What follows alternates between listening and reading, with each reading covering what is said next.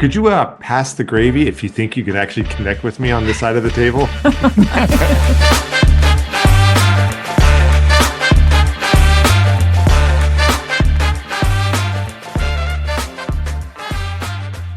We, the hosts of this podcast, in order to record amorephillyunion, discuss recent union games, examine the latest union news, celebrate and lament the newest player rumors, and increase our union fanaticism, do record, edit, and distribute this episode of amorephillyunion.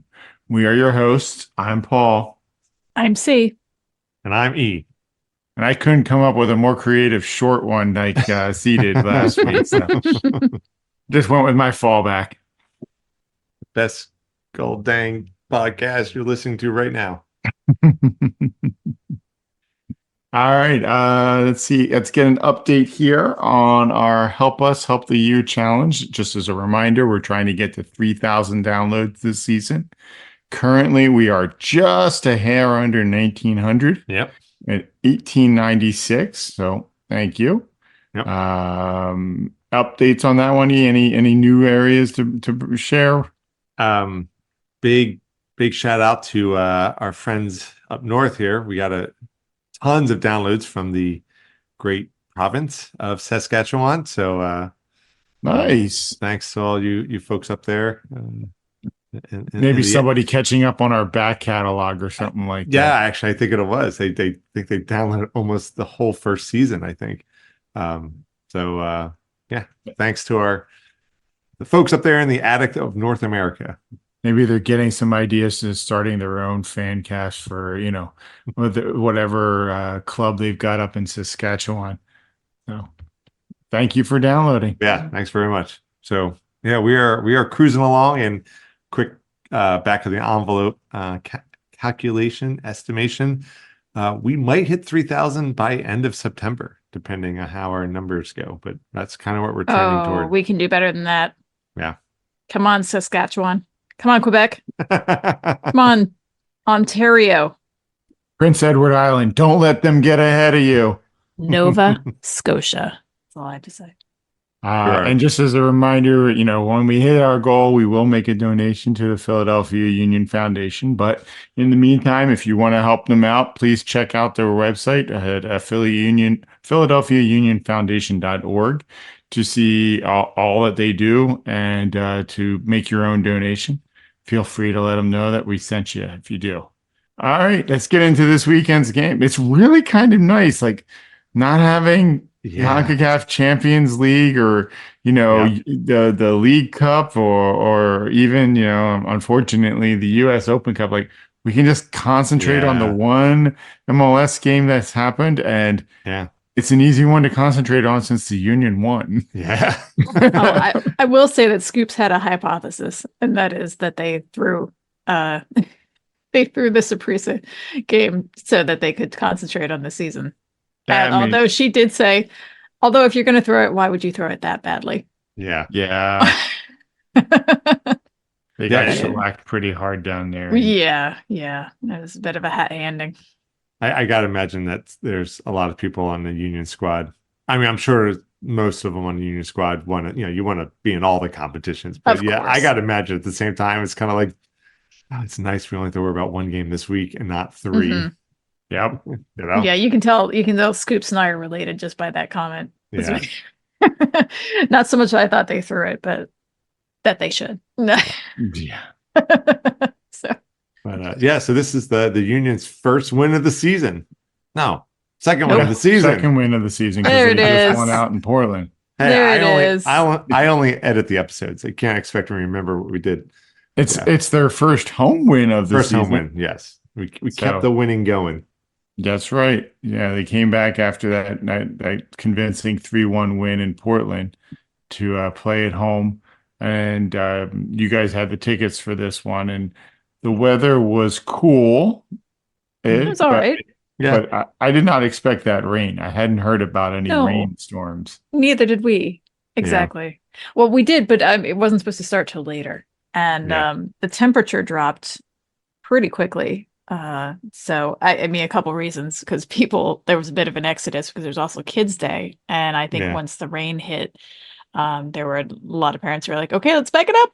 That's it. We're done. So the body heat wasn't there anymore, and the wind buffers and all that. But yeah, I will so it was say, definitely started in one season and ended in another, that game. So I will say one guy had the best like keep a kid warm solution.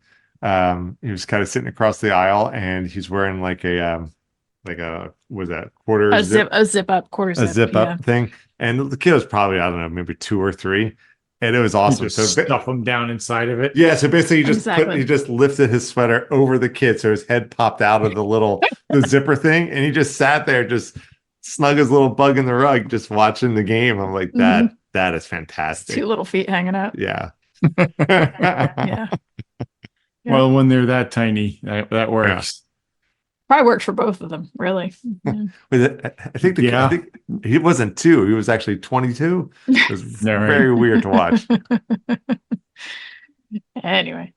So let's get to the game. It was kids' night. And just before we get too much into get into the game, there was a nice banner for Charlotte, one of the the childhood cancer kids that the union have adopted. In particular, she's the one that Kai Wagner and his family have gotten really close with. And apparently, I don't know if it was Saturday or earlier in the week, was her final round of chemo treatments. Mm-hmm.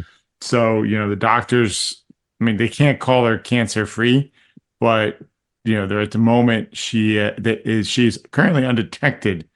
She doesn't have any tumors detected in her body at the moment. And they did the drum at the beginning. She and Kai together. Sorry, I didn't know if you were gonna. That video was adorable because, I mean, she's what, 4 years old, 4 years old. Yeah. She's been fighting cancer for like 2.5 years or something like that. And, she didn't really understand what was going on. So Kai's there, and eventually somebody gave Kai one of the hammers or whatever, the mallets that they hit the drum with. And he started banging the drum, and the crowd was chanting back. And then she got into it, and she didn't want to stop. And so, that was a really cute video of her. So congratulations to Charlotte. Congratulations to her family for getting through, obviously an awful, traumatic experience. But, it seems to have really tied her to the team, tied her to Kai. And he was all smiles banging that drum with her. Yeah, he looked like he was having a ball. And then as far as the game, it was obviously last week in Portland, we had a bunch of players away for international duty, and they all returned. And except for Damian Lowe, I think they all got their starting jobs back. Yeah, pretty much.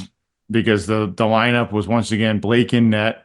It was Glesnes and Elliott as our center defenders. It was Wagner out left, Harriel out right, replacing Mbaizo. Martinez starting at the base of the diamond, Gajdag at the top, McGlynn out left, Sullivan out right, and then Ora and Carranza up top. So it was the starting lineup that we've come to expect at this point. I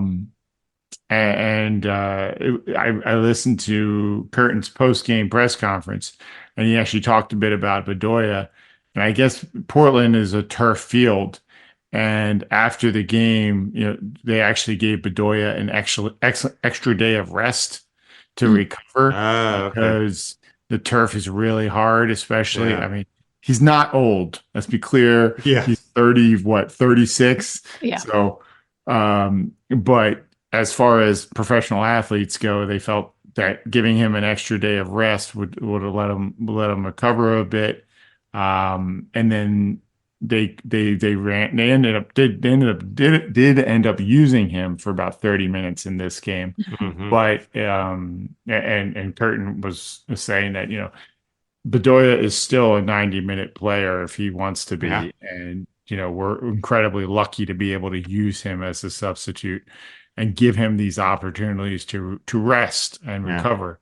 And so it was interesting to hear that from Curtin that they gave the turf does play a factor in how they recover their players and how they let them adapt week to week and all. So the Union roll out a good lineup. So you're hoping for good things. And they definitely seem to jump out on the front foot in this game. Yeah, I agree. It feels like they just hit the gas pedal right from the get-go. They looked like they were playing with a plan, an idea, and they were not playing reaction soccer. They were trusting the process, so to speak, and were playing their game, and it showed. At one point, I remember just watching, thinking like, "Wow." I mean, again, it's early season, right? Mm-hmm. Being low on the table doesn't really matter, and conversely, being high in the table doesn't really matter. But Minnesota coming in first place, I'm like, they're not as dangerous as I was anticipating they were going to be. Yeah, I mean, that was my concern. Yeah. As the occasional Negadelphia gal here, that they were first in the West, and we're not, so it's on my mind. But it wasn't in evidence in this game. I didn't think. I'm not saying they played poorly. I'm just saying I wouldn't have guessed that they were the first team or that they were undefeated.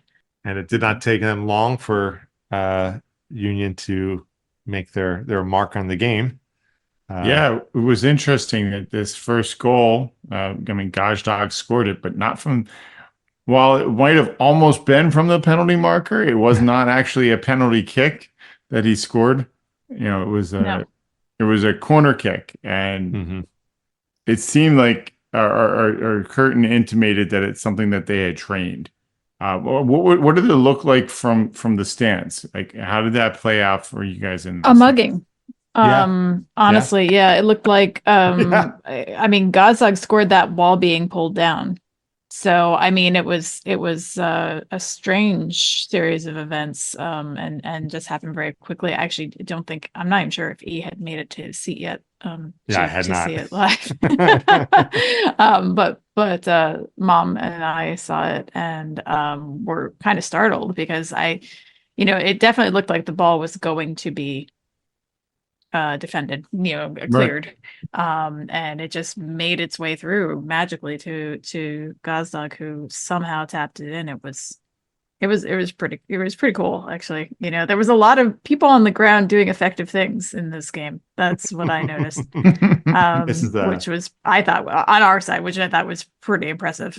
But yeah, it was definitely just needed a tap in, but he was there. It doesn't happen if he doesn't make that run. Nope. No, I mean, conversely, we can get into this later, but there were a lot of crosses that did not work. I mentioned my MLS cross thing, hang up. So, and I think we even texted during the game, lots of MLS crosses and not happening this week. Yeah, exactly. So, but that definitely worked. But it's interesting because this is the second week now where a cross comes in and it doesn't seem like a Union player should be able to get to the ball. Yeah. But somehow or another, Carranza did last week, and now Gazdag did this week. Play it, it was a set piece play. It wasn't a PK kick. So I mean, it's Gazdag scoring outside of a PK situation. And hopefully that brings some confidence, because I know when Gazdag was away with Hungary, he kind of got called out by the Hungarian national team coach for, they expect, a high level of play from a player of Gazdag's caliber. And, the coach didn't feel that he got that from Gazdag in this last camp. And so, that could be lighting a little bit of a fire under his butt to start, finding his opportunities and taking those shots when he gets them. So it was really good to see him hit the ground running and get a goal in this game, especially early.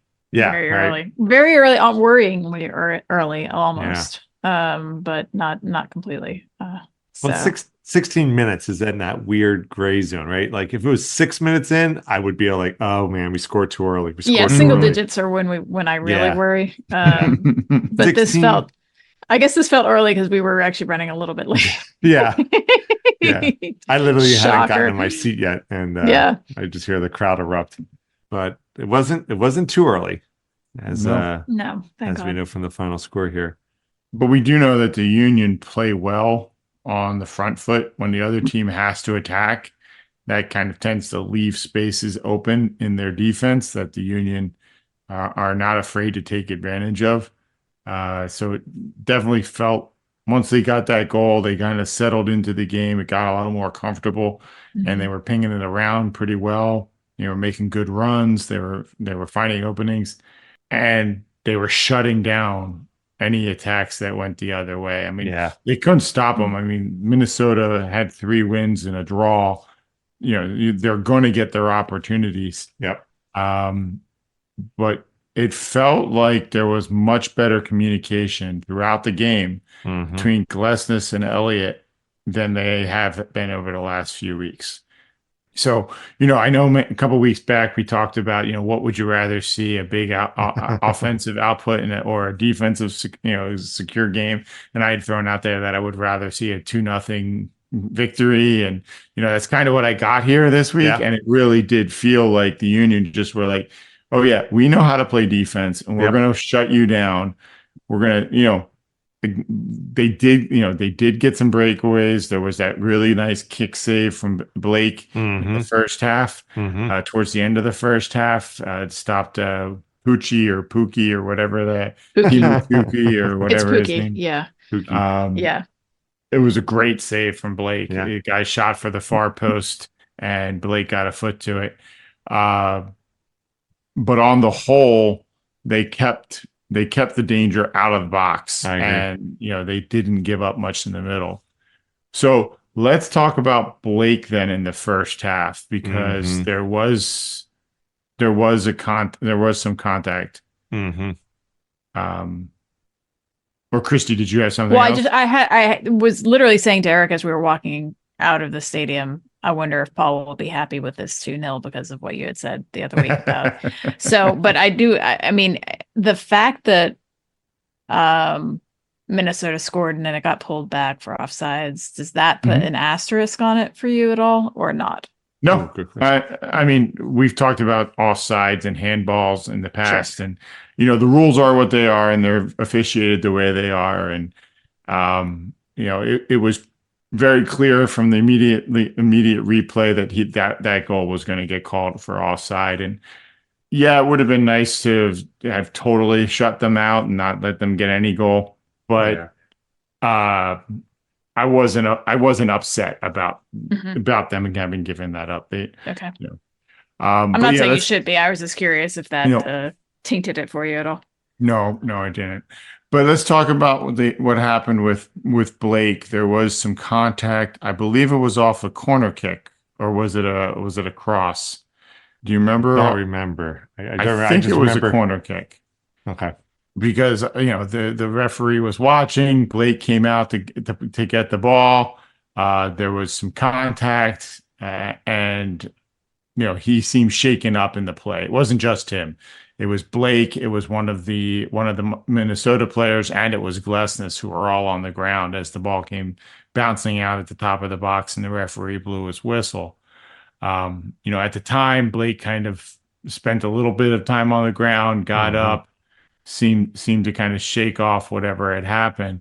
And my guess is there were additional contact, because there were plenty of set plays on both sides, whether it was a corner kick or free kicks, that led to a lot of bodies banging around throughout the rest of the game. Yeah. But yeah, it certainly is concerning when you see Blake, who had, you know, I can't remember. Has he missed any time for injury this year? What was Semla? I thought Semla was in before. I just can't remember if it was. I'm pretty sure it was when Blake hurt his leg. He had that adductor injury. That's what it was. I'm my seasons are starting to blend, but yes. But yes, that's what it was. So he was injured before, and that was when he came back. I believe like Glesnes would often take the free kicks. the goal kick. Yeah. So for him, that kind of thing. So yeah. Yeah. So, you know, you're concerned. I mean, Blake is Blake, and you know, there's a reason why he's won MLS goalkeeper of the year so many times, and he's not an easy person to replace on this team. And he's the captain. You know, he was wearing the armband this week, So, he's getting beat up a bit in the back.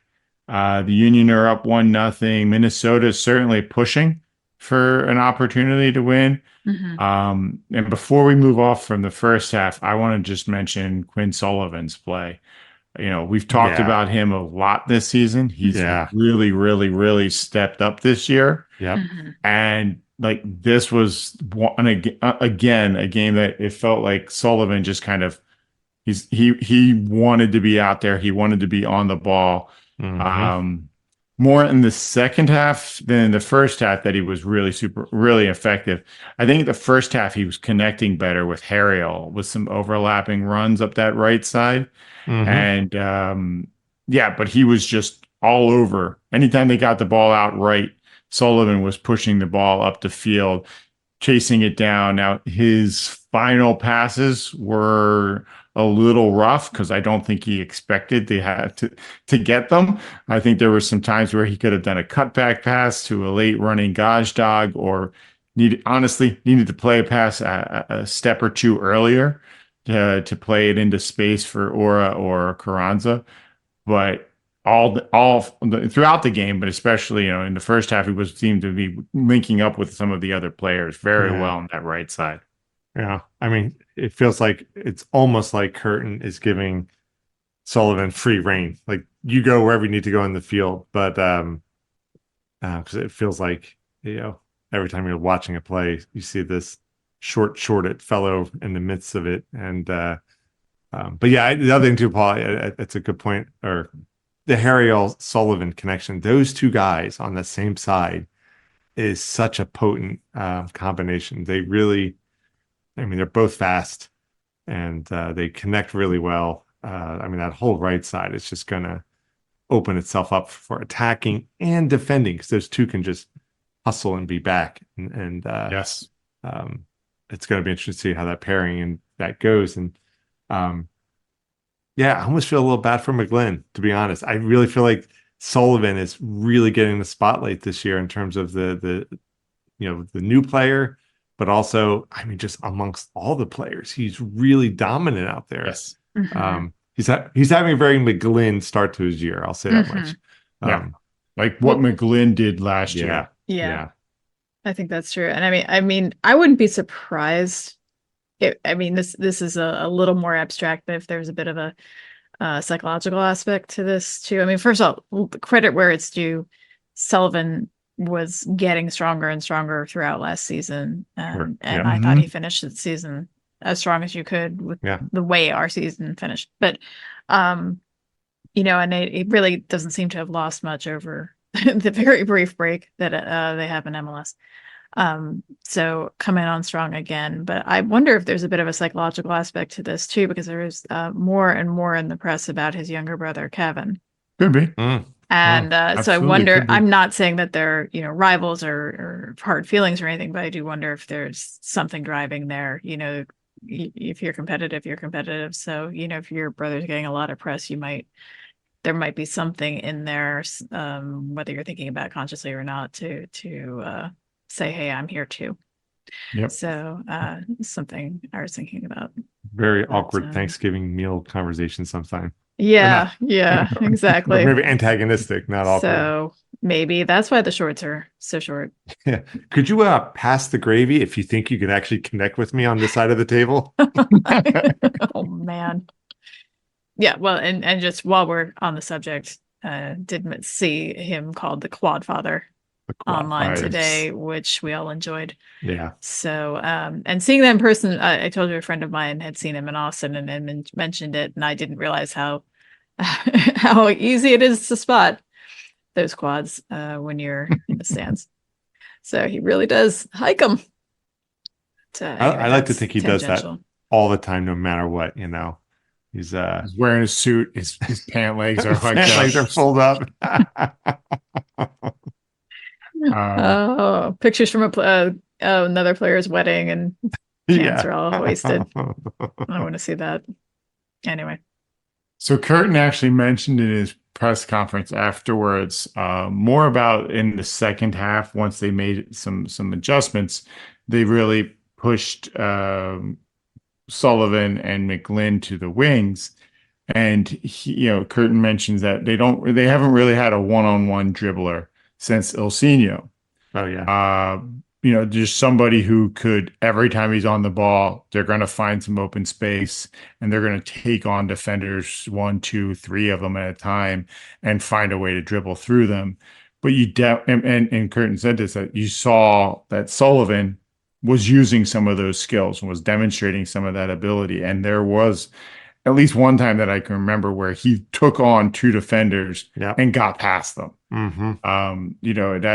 That's a skill level there. Playing against MLS starting defenders to beat that is significant. That's not an easy it's not an easy effort, and it shows once again that kind of a representation of the whole team playing with confidence. Yeah.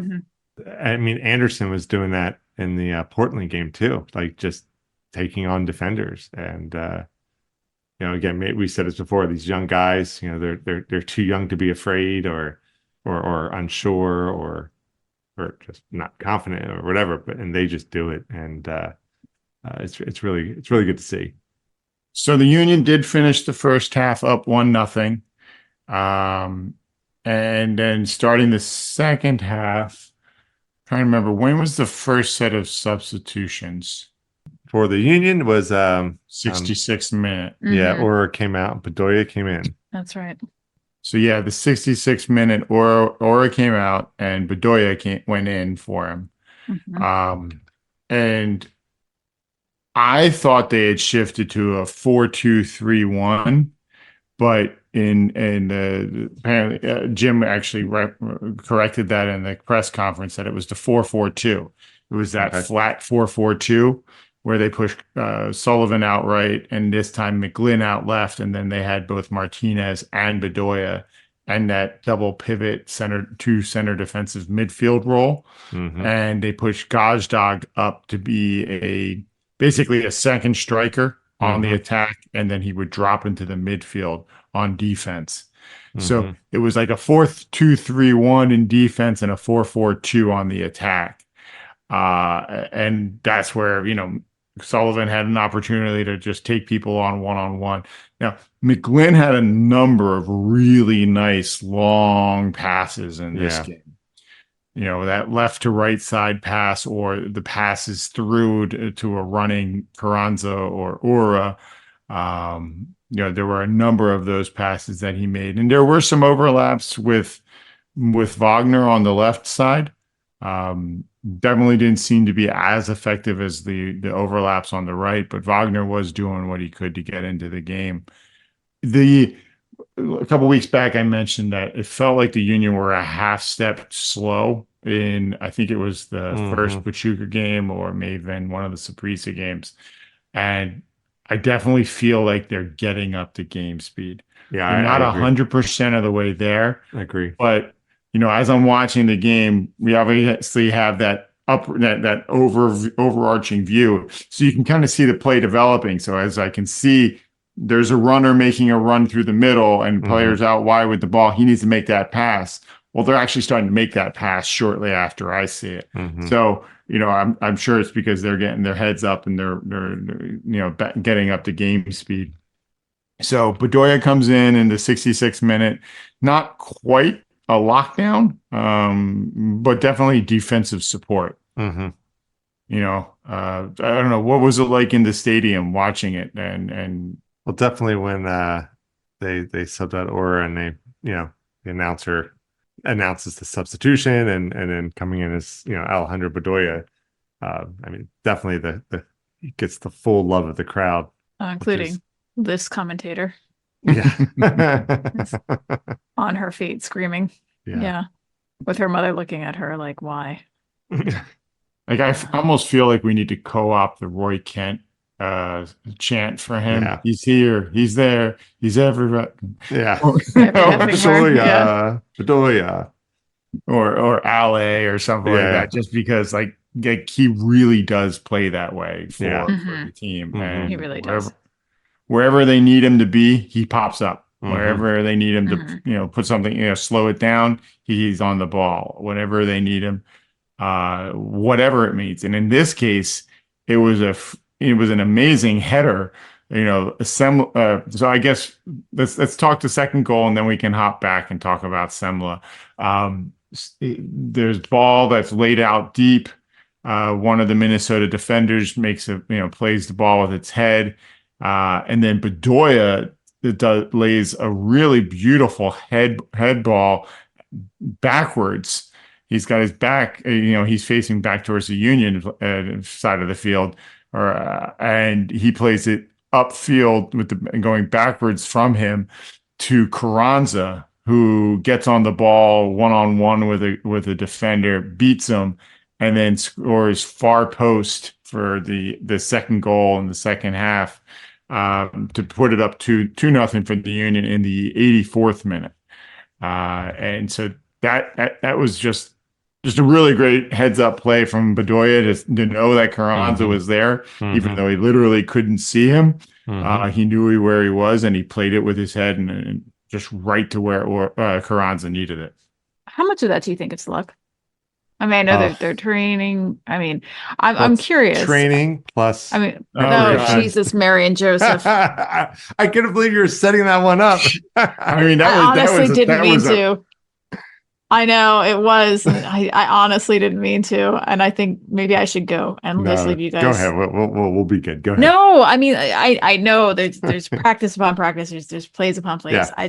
I do wonder though. I mean, because they try so many things that don't work. Is it kind of like that thing where you say, I knew that was going to happen. I had that thought, and then it happened, and then what do you mean? This is the time it worked. Like, what about that? Was it the fact that he played it with the head, that he just put it up there hoping that somebody was making that run? Yeah. Did he know Carranza was there? That's what I'm saying. Like, so one of the things that really, really good soccer players do is they will scan the field. I remember seeing breakdown videos of players. He didn't, bringing the name into it, but Messi, and a lot of other like the high end soccer players. You'll watch them every 10 seconds. They'll scan the field 7, 10, 15 times. They're tracking. They know where everybody is, so that whenever they get a chance to play the ball, they don't have to be looking to see where they're at. And I think Bedoya has that skill. He's always aware of who's where. So I think he was aware of where Carranza was, and he knew where the defense. He saw where the defense was collapsing to him, and soccer is a game of probabilities. It's what can I do in this instance to give my team a higher probability of scoring. And this time, Bedoya made the right play. And I think that too lends itself with the Union strategy of the defense and the general strategy of a strong defense with a quick counter, because in order that to be effective, you kind of have to quickly turn it around and send it up to, strategically oriented position, plan, people, routes, stuff like that. And those people ahead upfield of you have to know, I've got to make that run if my teammate's playing for the ball. Yeah, as soon as I see my defender stop the ball, I got to get onside and get ready to run, because they're going to probably try to send it to me. I think it's stuff like that, right? You practice, and you do it 5, 10 times, and one time it works. So with the 20% success rate, you're gonna you make your own luck. Kind of, kind of. So by extension, then, do you think that they are Jason Bourne level paranoid in restaurants, know where all the exits are? Yeah, keep your back to the wall and count the rows to the exits on airplanes, or is that just me? Well, not necessarily Jason Bourne level of thing, but there is a feeling that when you're playing a game and you're really connecting with your teammates, there is an almost unconscious, the communication doesn't have to be verbal. Yeah. Like you can just look at each other and know what the other person is going to do. And Carranza has played with Bedoya long enough to know what Bedoya is likely to do. And Bedoya has likewise played enough with Carranza that they're able to do it. And when you're playing confident, when things just work for you, it seems to be easier to make those sorts of connections. Right. And I do think that this second goal One was just beautiful, aggressive, persistent play from Bedoya. Stellar finish from Carranza, but also just a really good combination play between them. Mm-hmm. Yeah, one of my metrics for how good a team's like unspoken, uncommunicated chemistry is during a game is how many heel flips do you see? Heel Yep. passes. If you start seeing 1, 2, you're like they are in sync. You know, Yep. they don't always work, Nope. but you Mhm. kind of Mhm. have to feel where everyone's moving without actually consciously, deliberately observing. And I would feel you like include like no look passes in with no the look heels? passes 100% in that, you know, Mhm. I feel like was it this last game where Gazdag laid off a nice heel pass?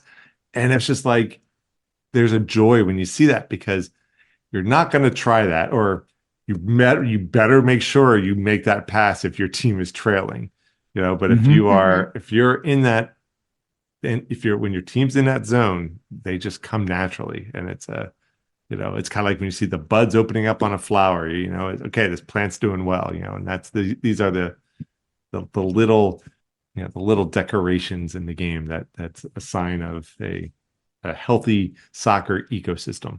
I Yep. think I have no idea where I'm going with this. the youth would call that vibing, I believe. Exactly. Mhm. Exactly.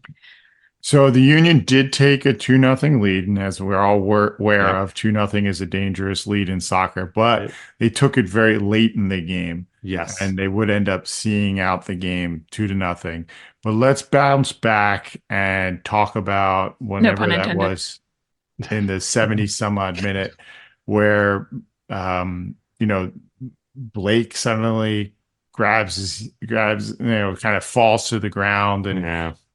calls Mhm. for help, and you know, not like an immediate need, oh my gosh, my head's exploding kind of a Right. thing, but definitely Yeah. felt like that first initial bang early in the first half, plus all of the continuing set piece play and the bodies banging into him over the course of the game around the Yep. seven. Well, I don't remember exactly what it was. It was the 70th or the 77th minute. Yeah. The Union medical staff comes out on the field. They Yeah. put Blake through the concussion protocol, Yep. and you know, to see what he's at, and they decide to use one of their concussion substitutions Yeah. to take Blake off. And Mhm. Semla has to step into a game where at that point the Union were up, but they were only up 1-0. Mhm. Blake had made, I believe, 4 saves, including that really beautiful kick save. Mhm. Um, and so it wasn't an easy game to be stepping into. It's not like the Union were up 5-0 and he had a big buffer. Semla once again was going to have to prove that, you know, he's a good backup. And you know, Blake came off the field. He acknowledged the stands and then went to the locker room. Mhm. And then afterwards, you know, Jim did mention, you know, they did talk about Blake's injury and that it was just to be safe. You Yeah. know, Mhm. they felt that it wasn't worth a risk. I guess he had passed the test on the field, Mhm. but there was enough pain there or enough discomfort that Yeah. they wanted to just take him off the field to be safe. It Mhm. sounded like lightheadedness and disorientation. And I Yeah. mean, those are two things that honestly, even if it's not affecting your personal health, it might affect your judgment as a keeper. So it's a good reason to pull yourself out if you don't Yeah. think you can do the job. Yeah. In addition to all, of course, all the health concerns. I know Scoops and I were both worried. I don't know if you had made it up to us. Yeah, you were. I guess you had made it up to Yeah. us by that point. But you know, to see him go, and I could just feel that she was going to be looking that up as soon as possible once we get to the stadium, because never like to see that. I was encouraged by the fact that he walked off under his own steam and Mhm. didn't seem Yes. to be limping or anything like that. But we all know that that doesn't always mean good things. So Yeah. And I remember when Zemla came in, I remember saying like, okay, this is a good Mhm. opportunity to really, you know, show your stuff now. You're coming in for, I mean, he's obviously played in place of Blake in the past, but Sure. you're coming in to save the game now. We're up 1-0, and your job is to see us to the end. Mhm. And you know, I feel confident when Zemla steps on the field. Yeah. You know, He's earned that. he's earned it. Now, again, I would take Blake, every day and Sunday, to be Yeah. my goalkeeper. But when this happened, there was comfort knowing that Zemlin was coming in. It was seeing Blake play again made me think, oh, right. Like, Yes. no. He is really, really, really good. Not that there's any Yeah. doubt. I mean, as much Yeah. as I like Semla and I really like having him as Mhm. as a backup, that's fine with me. But it was still like, oh, okay, yeah. So I was probably a little bit shakier on Semla coming in than maybe you were. But you're right. I mean, I also wasn't, just downright worried like I might have been last year. No Yeah. shade on Bendik or, Sure. that is nothing wrong with him, but Well, a little shade on Bendik. maybe a little shade, but it's not, I'm not saying it to be mean. I'm saying Yeah. it because I just didn't didn't have that confidence level that I have with Simla, but it's still, I still get a little more worried. It's not like just a 1-to-1 substitution to me. Yeah. And Blake was, he was playing as the Union's captain at that point. Blake he is a competitor. He wants to be on the field. To see a player like that essentially take themselves out of the game, was concerning. Mhm. Oh yeah. I was confident that it's not something Blake would have done lightly. No. And that he wants to make sure that he's going to be there for the whole season.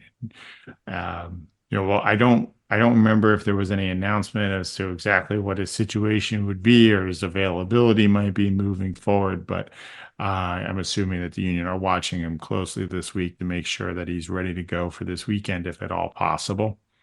But yeah, Semla came in.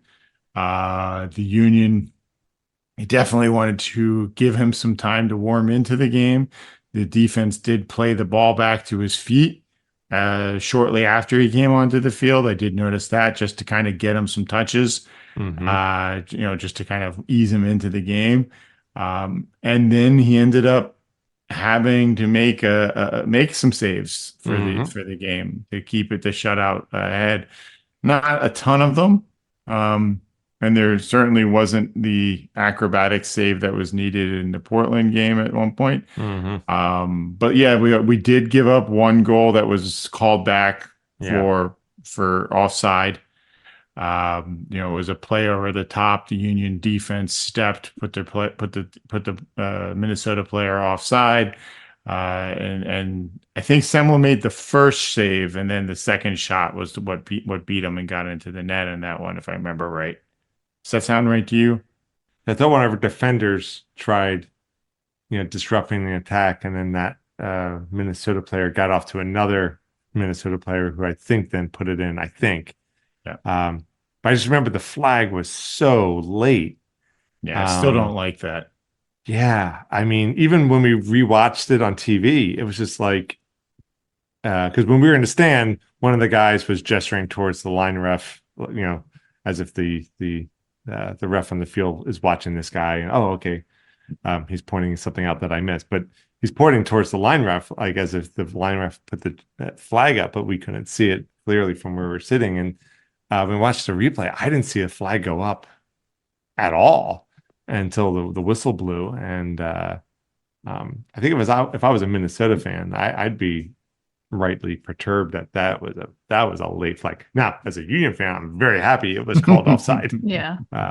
Well, they did the review. Yes. Too. Yeah. And it was obvious. But that was in the 81st minute. And so, when I don't think it was that restart, but it wasn't long afterwards that Semla played the ball downfield that was defended, and then Bedoya headed forward for Carranza in the 84th minute to score the Union's second goal. And after that, despite the 10 minutes of stoppage time due to Blake's injury, the Union really were successful and saw it out. Yeah, it was.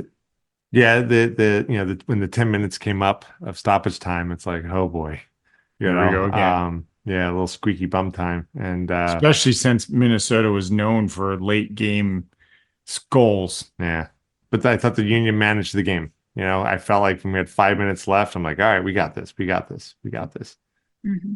So yeah, I mean, it was kids night at the stadium. The Union's youth showed up and played well, and the Union did a good job in securing a convincing 2-0 win, reestablishing hopefully moving forward the defense in good shape.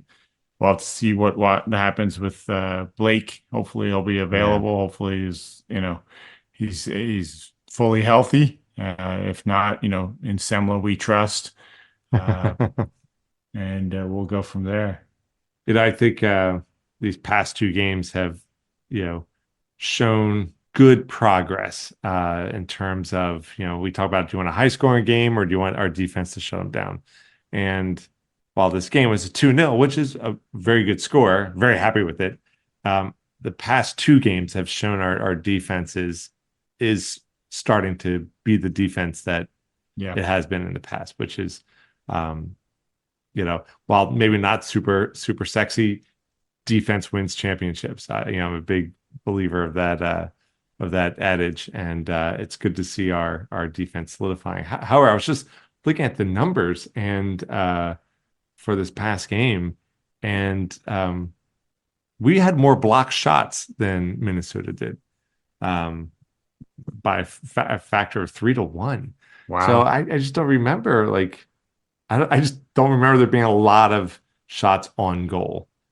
Stop with keeping those stats because that sounds suspect to me. But no, this is directly off. Kidding. This is directly off the Union website, which might be also. I don't know. But interesting. That's interesting. I wouldn't I would have lost that bet if there was one. But a goalkeeper is part of the defense, and the whole job of defense is keep the ball out of our net, and they did that. So, well, I would like to add that we are 2-0 against keepers wearing red. So as long as the keepers were playing, I double checked myself just to make sure. But yes, so keep wearing red, opposing teams, because we respond well to that apparently. I remember you asking me that during the game. I was like, I thought I was looking at a lot of balls going past someone dressed in red last week, and I also thought it was an interesting color combination for Portland, very Christmassy. So, but I did double check myself just in case, and there's photographic evidence. So while defense may win championships, apparently offense wins man of the match awards. Because Carranza was it Carranza or Sullivan? Sullivan. It was Sullivan, which was interesting. In the notes I have it's just baby Carranza. Carranza. That's what threw me off. That's probably what you were thinking. So Sullivan won the Sons of Ben man of the match and got to bang the drum afterwards. So congrats to him. But but Elliott did get match day honors. He was named to the team of the match day for this past week. And like a lot of defenders, if you don't notice them is when they're doing their job very well. Yep. And that's how Elliott was for me today. In this game, just confident, just whatever it was, he was working on, it just shut him down. I did notice there was a slide tackle in the second half that he made to end an attack. And he had some really nice passes. One last thing about the defense as well. There was an adjustment in the second half where the Union just told Martinez, go match up with Lod. I think his name is Lod. He's one of Minnesota's attackers. Just causes a lot of trouble. And so they basically just had Martinez man mark him out of the game for the entire second half. And there's some chippiness going on there because Martinez got his obligatory yellow. Yeah. And I forget who was standing there next to him trying to pull him away from the ref. Yeah. Oh my God. And I just watched that too. I want to say it was Gosdog, but I'm not sure. His handler is usually Glesnes, but Glesnes was getting hot under the collar in this game. He was sassing off with the ref at one point, and I was like, "Ooh, that's either really good or really bad." I wouldn't want to see that coming at me. I'll tell you. So yeah, Elliott won or was recognized for team of the match day, and Mhm. congratulations to Jack. It's great to see him back there and being confident, playing like the rest of the team with a good amount of confidence. Hopefully that continues to build through the rest of the season. The Union do have a game coming up on Saturday at Nashville. They're at 8:30 starting time. And the Union are, like you said earlier, this is early in the season. I Mhm. believe the Union are only like ninth or something like that on the stands, or maybe higher. I have to I think actually we're check. around ninth, I think. No, seventh, Oh, seventh seventh. as of the after the Sunday games. Okay. So they're at seventh. Nashville is currently in 11th. Nashville though only has one win. They only have one loss too, but they have 4 draws. So we'll have to see what the Union can do going into Nashville to see if they can't get some points or maybe even all 3. And it's interesting too because Philly is now one of 3 teams, right? Cincinnati, Philly, and LA Galaxy that Who would have thought are that Galaxy would have been one of them? well, one of the 3 that have not lost a game yet. Yeah. That's the stat that all 3 of those teams share. So we'll see if we can stay in that little rarefied group after the Nashville game. But playing in Nashville is non-trivial. Yes.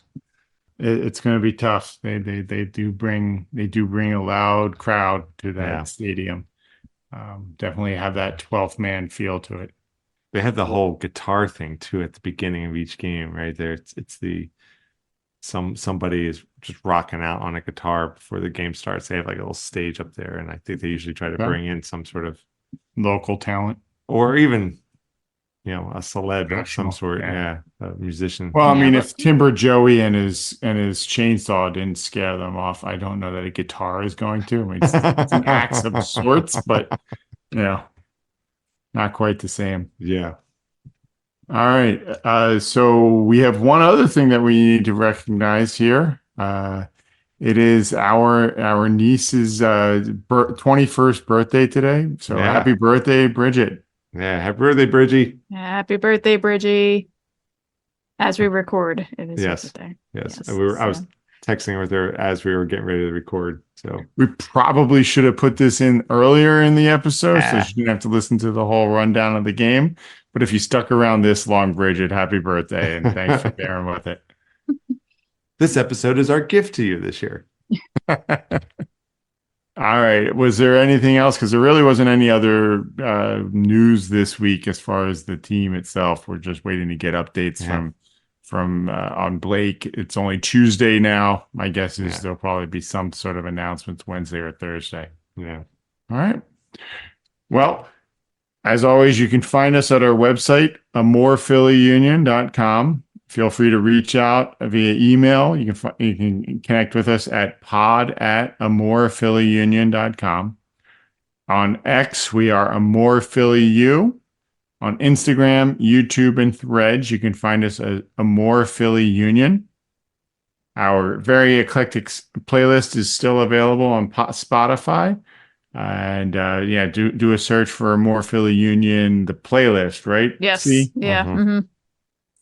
As always, get our podcast wherever you get ours. This is the last podcast that Google Podcasts will exist. I mean, literally, there's hours left in theory. For Google Podcasts to be up and running. So by the time you get this, they'll probably be gone unless they are tardy and pulling it down. So that'll be switching over to YouTube Music, but feel free to use the Podbean app or Apple, Spotify, whatever it is you use to get your podcasts.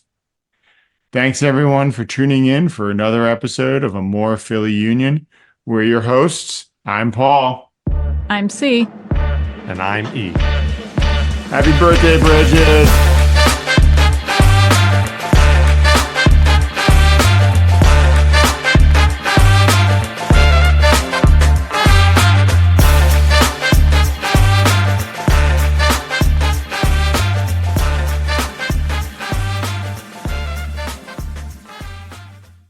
Happy birthday.